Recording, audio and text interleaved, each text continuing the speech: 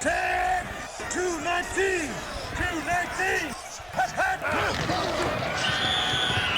Forward Progress, a Chicago Bears podcast with Dan Bernstein and Matt Abaticola on 312 Sports. We give you Forward Progress right here, right now on 312 Sports. I'm Bernstein. That is Abaticola. And today's episode of Forward Progress, as always, is brought to you by Church Brewing, New Buffalo's brewery-pizzeria in a historic church. Wood-fired Neapolitan pizza, small batch craft beer, brunch every day. Visit beerchurchbrewing.com. A little more about our friends at Beer Church a little bit later on in this episode. The Bears are at the bye, which they're means 2-2. At 2-2, yes, it's fine. It's good. Things at the moment are okay in the Bears world, and there are a lot of moving parts. There are all kinds of problems that need solutions right now, as we have begun to discuss. But one thing we can do at this time is certainly bring in a guest and get some more perspective on your Chicago Bears, and no less an authority than Kevin Fishbane of The Athletic is joining us now. You can find him on X at KFishbane. And he's also doing a really cool podcast called Breaking In, where he gets various members of the sports media and has them tell their stories, because there are a lot of people that want to know, how did you make that, get your big break? What was it? What was the hard work? When did that meet good fortune in a way that allowed you to break into the business? And there's been some really, really cool stuff. I hope you're having as much fun with that as it's sounding, Kevin. Well, thank you, Dan. I appreciate it. It's great to see you guys. And yeah, the podcast has been a lot of fun. I got you won't believe us, a snarky response on social media. No way. Yeah, crazy. No, about, because I had Joe Buck on. And the thing about Joe Buck is, like, everybody knows how he got his start. Like, that's not, that's kind of the bit, if you will. But I said, but that's the thing, is if you listen and, he'll tell the story, and he was so open about how he dealt with the criticisms of the nepotism, and, being 21 years old and reading in his hometown paper, just this really biting stuff about how he got his start. So that was just an example, because you have someone like that. And then it's been fun to get, hey, your guys' guest, Mark Potash, was on my show telling stories of Arkansas and classic Potsy. I hit end, and he goes, "Oh, I forgot to tell you about the story that I left Scottie Pippen off my list of top, players in the area." I'm like, Potsy. So I made him re-record the last 10 minutes. That's great. Well, the thing about Joe Buck too is just people don't realize just what an awesome guy he is. And people think that sometimes these big national voices have sort of a Ron Burgundy imperiousness about them. And he's got none of that. Really unpretentious. And like you say, over time, he has become fearless in his self-awareness and his willingness to discuss the stuff that he's been through, and whether it's been personal or professional. It's been so refreshing to hear from him, and just how normal a guy he is. Yeah, he's great, except for the fact that he hates Chicago. Well, he knows how to and we got into that. We got into that because he hates everybody's team. And I was waiting for that with this Cubs series. I know, as big a Cubs fan as you are, when people generally feel jarred by the first national broadcast they've heard in a while, because they're so used to a home broadcast. What's wrong with these? They hate Chicago. They're not calling them by their nicknames, and they're not cheering them on. So I hope that we're inured to that a little bit now as a fan base. But I've always found Cubs fans particularly reactive to the onset of national broadcasting being in charge of their games. And it's been a minute since they've been in the playoffs. Yeah, it's such a funny thing about media too, because you never hear, because in the NFL we're all used to it, right? Like Correct. That's what it is every week, so nobody complains. But yeah, the second the baseball goes to playoffs, it's where's my guy? Where's my hometown call? You should be more excited about this Carson Kelly home run.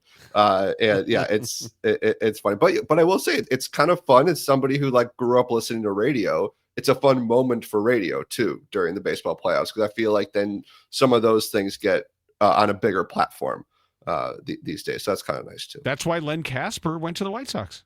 I know. He said that specifically. Yeah, that was to do the reason radio, yeah. that he wanted to call playoff games and call a World Series, and you can't do that in local television. And how fun was that game yesterday, Kevin? That was playoff baseball, guys. There's nothing like it. That was That's a slogan. that was well, what's funny is I was watching the game, and then the Bears changed their schedule this week. So they were originally supposed to have practice on Wednesday, and they decided to move it, or there's no media availability. And I was watching. I'm watching Wrigley Field. I'm like, you know what? I'm just gonna go. So I'm gonna talk Bears with you guys, and then head to Wrigley. Good for you. Yeah, why not do that? The Bears are at an interesting point right now, and for me, around the bye, I'm trying to balance the here and now with the larger picture. Because one thing this first quarter of the season has done, I know it's not exactly the first quarter, is reinforce for me how much work there needs to be before this team is going to win a Super Bowl. And I think it's settling in on Ben Johnson as well, about just how far away they are and really what he was left here as far as the roster, the culture, everything involved. How do they balance this year and what they're going to make of this year with how it's all going to look when they're really good again, and making some decisions that have future implications that may not necessarily be a win the next game, win the next play call? And where and when does that balance get moved around? Yeah, I think if you look at the areas of the team that are maybe below average, so pass rush, for example. I mean, it's been like they barely touched Geno Smith. They didn't. I think Jaquan Brisker got the only quarterback hit, and it came on the final drive when they did an all-out blitz. Those two guys, Montez Sweat, Dio Odengbo, I'll use those guys as an example. When you get to January and you're counting up your foundational pieces, you want those two to be in that category because of what you're paying them, what their age is, what their position is. I don't think you can say that right now. You can say that they'll be here next year because of their money and their contracts and their age and all that, but you can't necessarily say those guys are helping you get to the Super Bowl. And so, like right now, my colleague Dan Weeder kind of wrote a story after the Lions game. He's like, who can you look at this roster and say is going to be here? What was the year he used? I think he said 2028. Mm-hmm. Like, who could you go through the roster? Like, who? So that's part of this. And we've had this discussion in town a lot with the White Sox and the Cubs when they've had their rebuilds. But the problem is the Bears aren't supposed to be rebuilding right now. But they are. Yeah. And but I bring up Sweat as an example, Dan, because you should look at Montez Sweat right now and say, this is going to be a dude when this team is making that run. So you're trying to figure out who. So that's like the kind of the two paths you kind of talked about is go week to week and keep trying to win as many games as you can and figure out who those dudes are going to be. And if Sweat kind of finally gets in a rhythm, you can count him. If Odengbo, who had a great opener, by the way, I thought Dio Odengbo played really well against Minnesota, can he get there for you? Because the most important part of that, Caleb, that makes the equation more interesting as you go through this, because you can watch him grow. He's going to be a part of this thing if they can get to a team that's going to make a deep postseason run.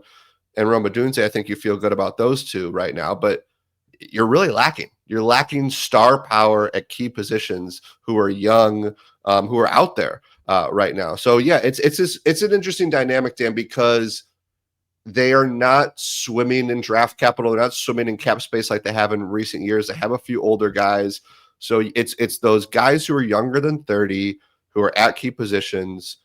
When you get to January, who can you sit there and be like, okay, like you go back to 2014 Cubs, right? You go back to it's November and you're looking back at the season. Okay, who are these guys who are going to be here when we get good? And I almost said White Sox, but they never got good. Those guys, they forgot that part. Yeah. So that's what the Bears are trying to do. Yeah. I'd like to think Colson, Loveland, and Luther Burden are going to be in that conversation when we get to December, January. Unfortunately, I can't say that about the other two second-round picks right now. we've seen little bits from Loveland and Burden but you got a long season to go. You want to get to January and have a bunch of those bedrock guys. We've talked a lot about Montez Sweat through these first 4 games, and he's not making the individual impact that a guy at his cap hit should be making. So, you're around the team a lot. So tell me, what does Montez Sweat do to make guys around him better, or maybe the stuff that we don't see off the field that he's helping the team?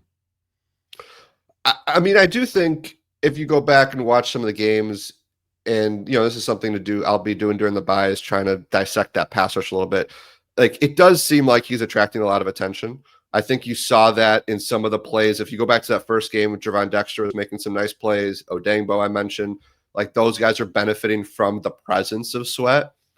But you reach a point where it's like, well, you need to start getting those numbers up so that teams continue to give you that attention. Mm-hmm. And even if they give you that attention, I've always made this argument too. TJ Watt gets double teamed all the time. Max Crosby got triple and quadruple teamed, and look what he did. Like, you are paying Montez Sweat to be that player. You are paying him to, it shouldn't matter if he's double and triple teamed. I used to get frustrated sometimes when Khalil Mack's production started to drop, and they'd say, oh, well, he's getting double and triple teamed every week. I'm like, okay, but he's Khalil freaking Mack. And sometimes Khalil Mack would get through those, and he was battling injuries, and that was a problem. I think Montez Sweat was more hurt than the injury report would allow you to believe last year, and I think that was a real issue. He had a great summer. Like, he was one of the stars of training camp. You felt really good about it. And I'm not writing him off at all. And I've seen some good things, but yeah, I think you need to see more on-field production from a guy like that. Cause he's not Grady Jarrett, Matt. Like, he's not a rah-rah guy. And that's okay. You don't have to be a rah-rah guy, but if you're supposed to be this, big part of the defense, you got to get that production up. You mentioned Colston Loveland, and when we start projecting where the critical tight end position is going to be, Loveland has to shake the oft-injured label. And that was something that dogged him at Michigan, that made him a bit of a surprise draft pick where he was when there was another at his position ranked higher and actually playing a lot better. And Cole Kmet in the last game was terrible. And I don't know what's going on with him. I don't know if this is just adjustment pains. I thought he was kind of beyond that at this stage of his career. When you look at his money, he's being paid, I thought, an appropriate amount of money to be a top third tight end in the NFL. To be a good player. Not necessarily great, but just be a win because of contributor. How does this shake out now? How do they work both guys in? How do they use at least the rest of this season to find out, in his idea of using 12 personnel, how it's going to work with these two? Yeah, the Cole Kmet thing is interesting, Dan, because he played every single snap on Sunday. And what that tells me, and then rewatching some of the stuff, because I was very curious how they handled Max Crosby after that first quarter. Because he made a couple plays after, he's still everywhere. I think Cole actually had a decent game in that regard. And I think his run blocking, which Ben Johnson challenged him on in April, has really improved. His pass protection was good, but you mentioned top third paid. You're not making top third money to be, a blocking tight end. And you can't have these false starts. And, some of that's probably because the drop, that terrible the drop was bad.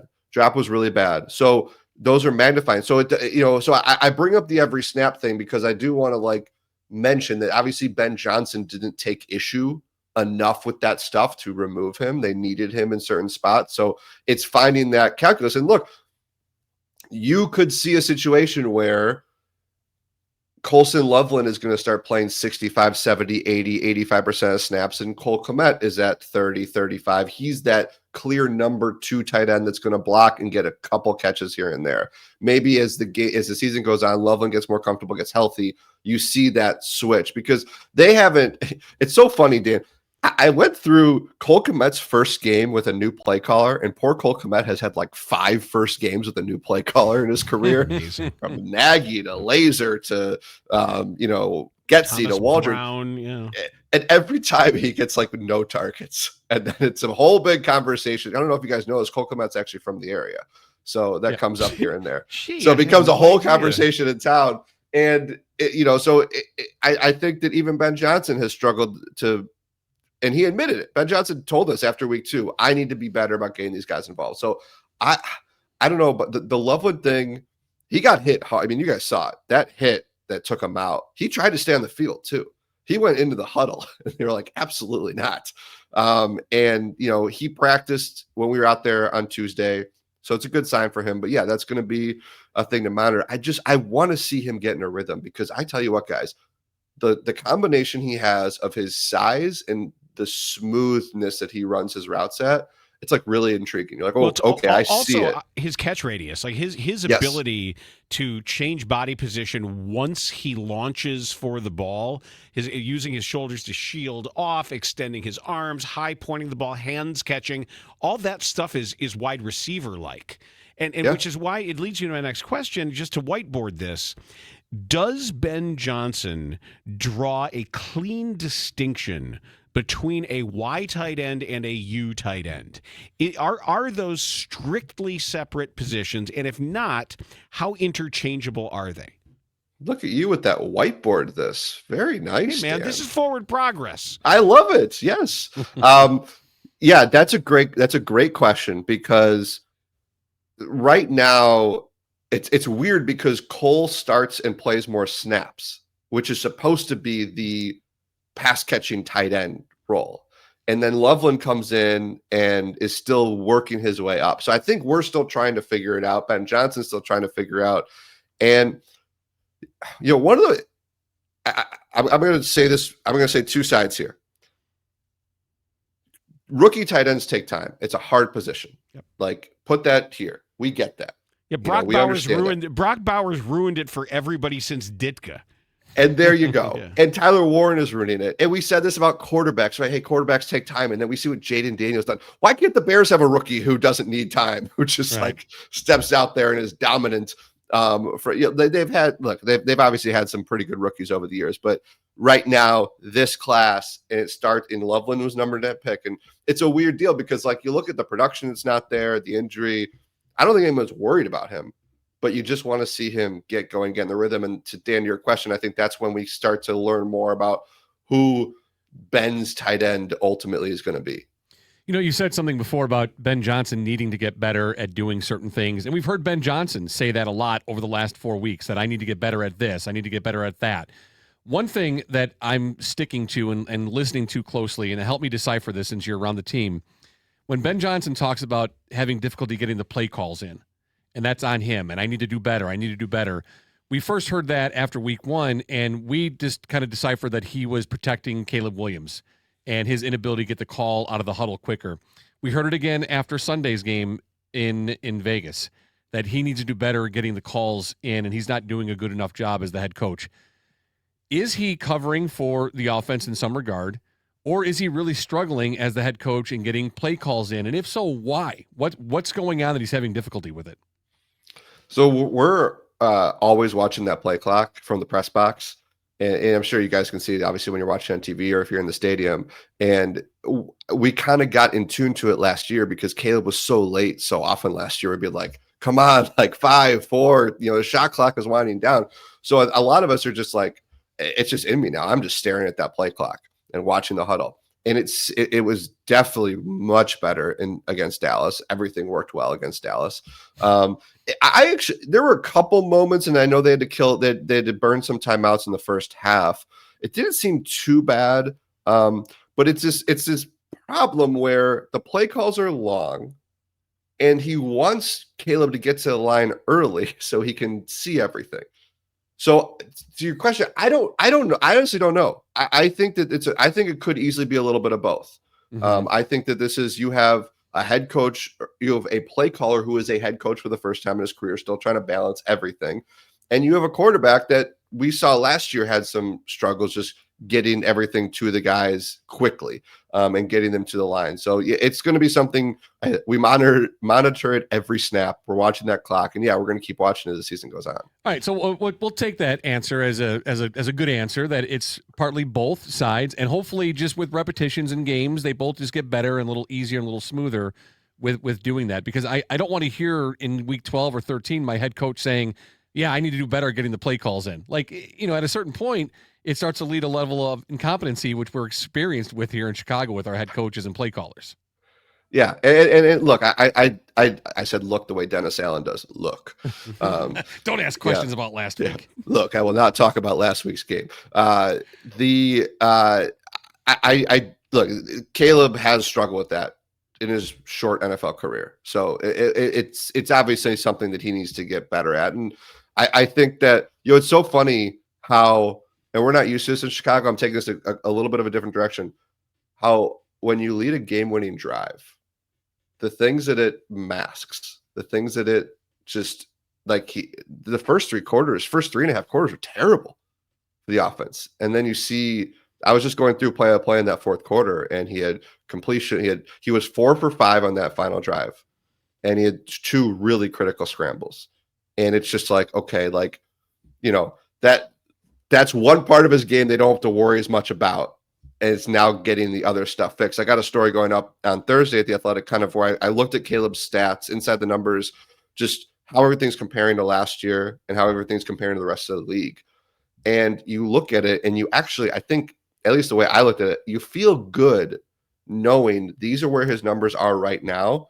And he's doing it without a running game, without Colston Loveland. We haven't seen DJ Moore have that DJ Moore game yet, and it's coming. And we hope so. Otherwise, there could be something brewing if it doesn't. Yeah. Yes. And you have a defense that's been terrible. So to see where he's at right now, which is not good enough at all. Accuracy needs to get better. EPA needs to get better. All those things need to get better. But he's still better than last year and ranks pretty well in the league at some important categories. With all those other things going on. So I think you could certainly talk yourself into, well, if this is where he's at now, where could he theoretically be if this thing clicks come December? Forward Progress is brought to you by our friends at Beer Church. If you are looking for a party that people will actually remember, go to Beer Church Brewing in New Buffalo. You know where that is. It's just a quick trip from here, from Northwest Indiana.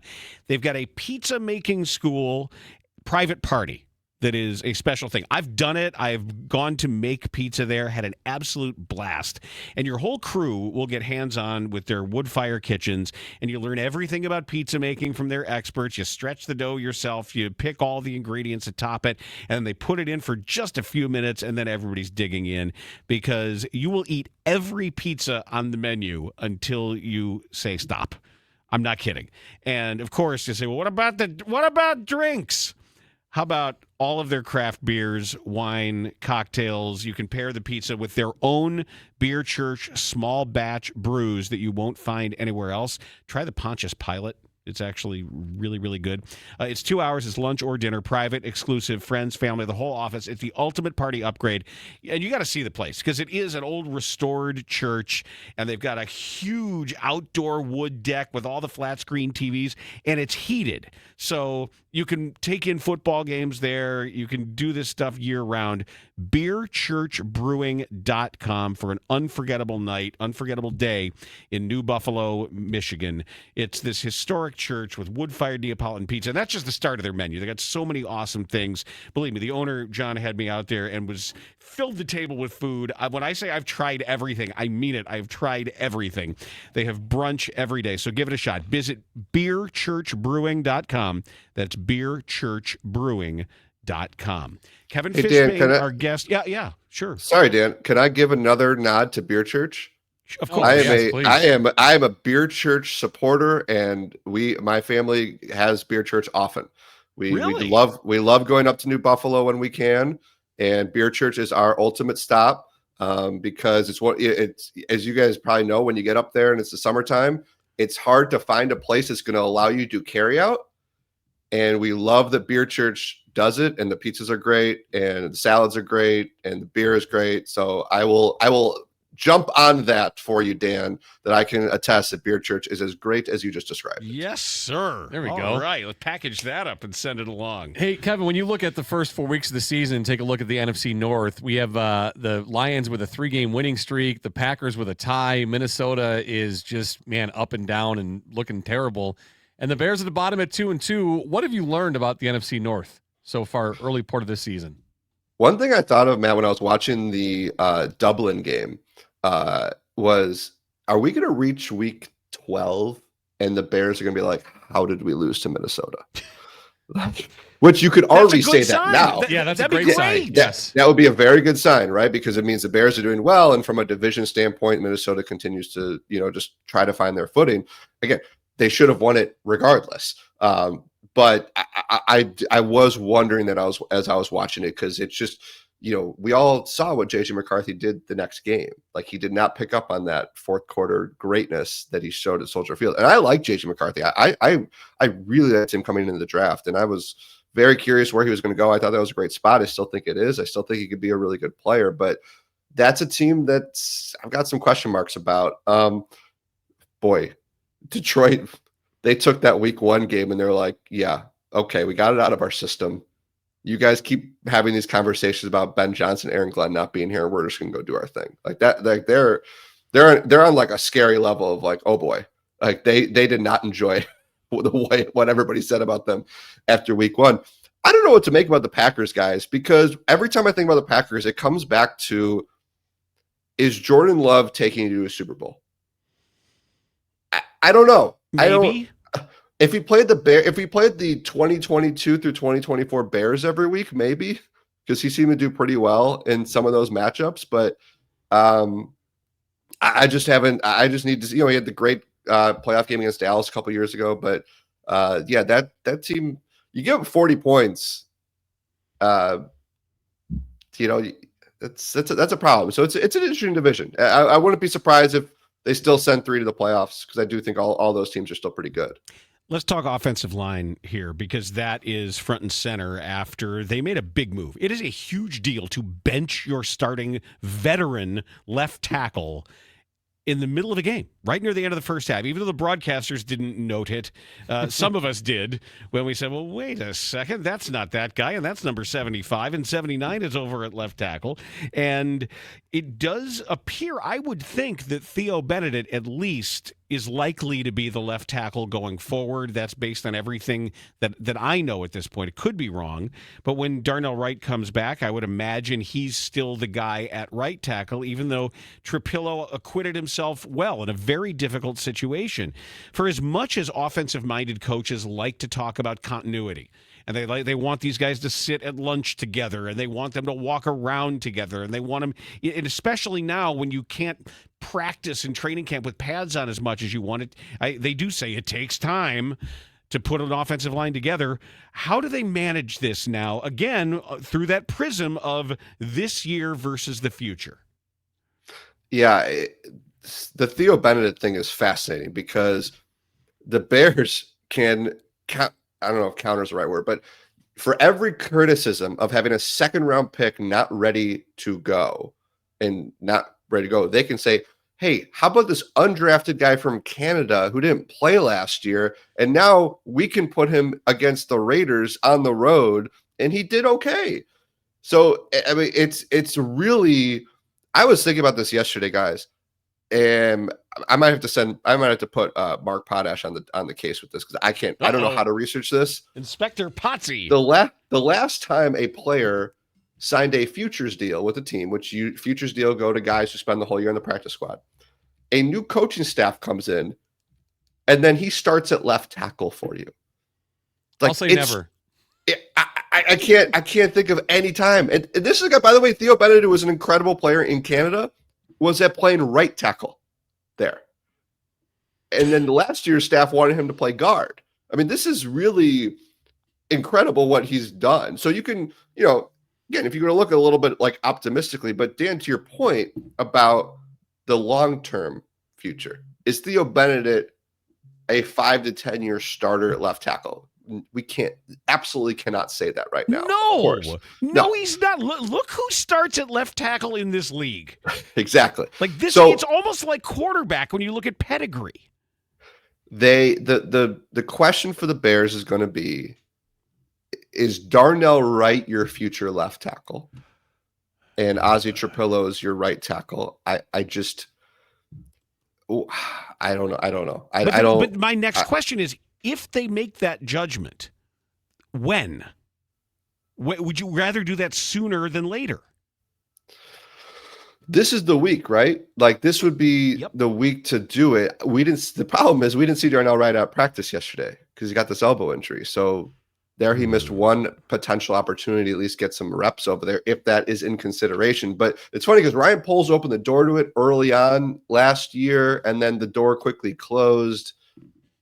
So, look, I think that we could all agree that I thought this last year, that you could put yourself in a position where, all right, Matt, you can cut the last 3 seconds as I was just trying to, No, we like that. It's all okay, good.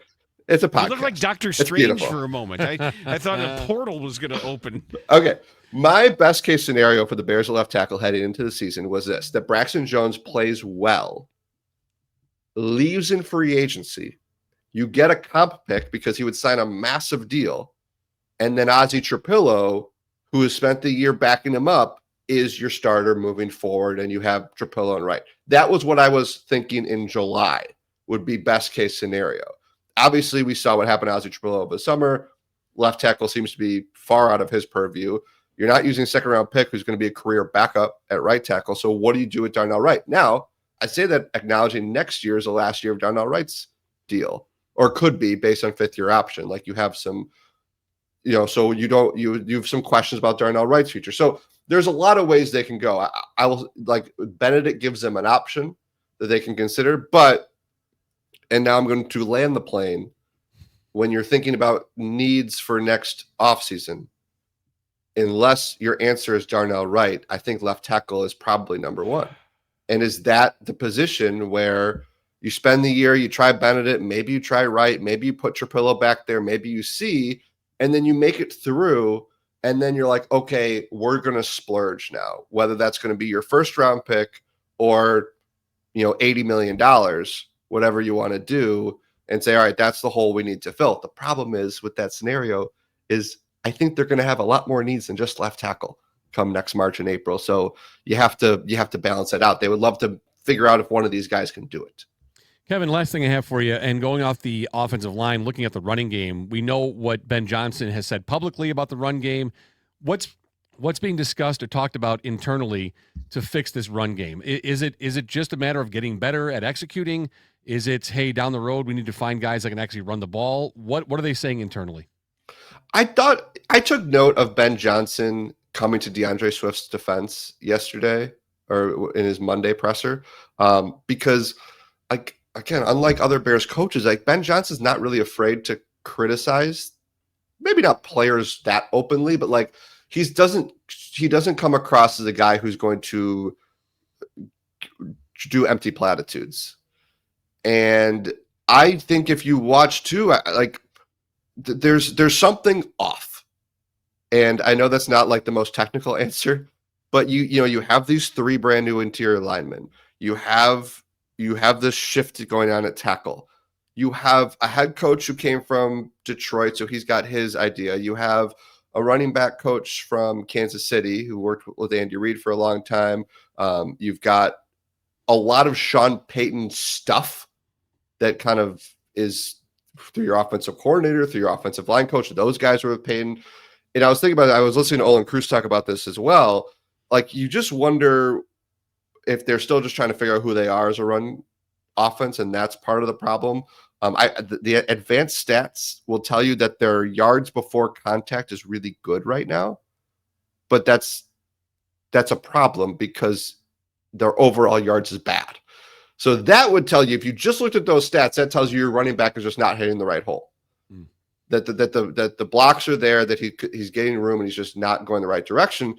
But I still take note of what Ben Johnson said. Like, there's just this lack of cohesion going on that they that the bye. I thought the Raiders game was going to be maybe the get right game for the run game, and I was very wrong. It was that. for the Raiders. Right, see, Yeah, I thought exactly. also, I thought they were going to be much more outside zone reliant, especially when they got Dahlman. And you see that his effectiveness in the run game has almost been exclusively as a get outside, get on the move, find a body, seal aside, allow for the cutback. And yet the Bears have done a little more duo with a double team in there, keying everything than I really expected. We've seen God's play, as Matt Eberflus called it. We've seen that where they start with a double team on the edge and they'll do power and they'll pull somebody around. It's just, I guess, less outside zone based than I expected. What about you? Yeah, I'm with you. Now, duo has become super popular. And I think Detroit does it a lot. And so I think that's kind of that Lions tendency. So, and Ben Johnson kind of said throughout the summer that they're going to have to find what they do best. So maybe they come out of the bye and say, duo is what we do best. Let's just go all in with duo. Or do we need to get this Y zone going? Look at who we have on the offensive line. It's a major thing to consider. And look, the Ashton Genty thing, like if he was there at 10, I think the Bears would have taken him, right? We've talked about Travion Henderson. If he wasn't picked, one pick before him, they probably would have taken him. And you have a different conversation. Then again, if you really were not satisfied with DeAndre Swift and did not want him to be your starting running back, there were myriad ways you could have fixed that. And they didn't. So I'm still kind of keeping an open mind to seeing Swift get better and see this thing improve as things go along. Kevin Fishbane, this was a delight. So I hope you enjoy your bye week, and we can keep enjoying both your work on the Bears with the Athletic and the Breaking In podcast. Thank you so much, guys. And Dan, you won't be surprised to know I will be celebrating some of my bye week watching Northwestern play Louisiana Monroe this weekend. Enjoy because that. I'm a masochist, if nothing else. Well, Tulane had their number. That was really all I cared about so far. Gosh, they did. Yeah, they did. Thanks, Kevin. Kevin, thank you so much. Good seeing you, pal. Thank you, guys. You too. All right. That is Kevin Fishbane, old friend from the Athletic, giving us some little sexy football in there. Yeah, good stuff, man. He's always so good. Going deep on the and Bears. loves Beer Church. How about that? Let's go. Yeah, I already I sent along a note to our guy John, nice. the owner of Beer Church, who happens to is a mutual admiration society. Big fan of Kevin, so good. Maybe awesome. Brings the kids out there. Might maybe throw in a little free 6-pack of that Pontius Pilot for him. Who knows?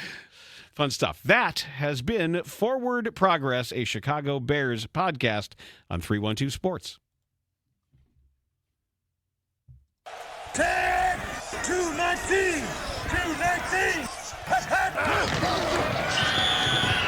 Forward Progress, a Chicago Bears podcast with Dan Bernstein and Matt Abaticola on 312 Sports.